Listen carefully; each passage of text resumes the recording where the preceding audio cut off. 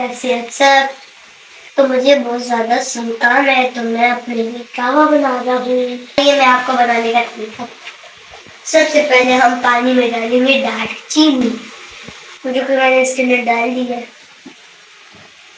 अब हम इसको बॉयल होने देंगे, वो भी पहले कर। नेक्स्ट मैं इसके अंदर डालने वाला हूँ जिंजर। इसके अंदर डालूंगा हल्दी, क्योंकि मेरे गले का जो है ना, वो जो चोट लगी है वो ठीक हो जाए। खास से जो जख्म हुए हैं।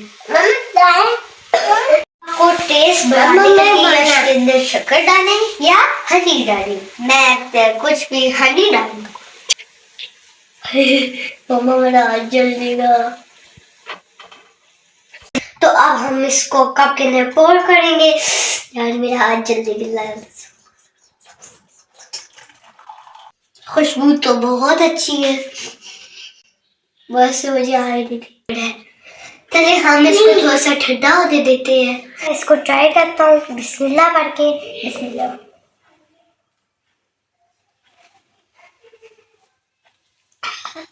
अल्लाह का शुक्र है, बहुत मजे का है।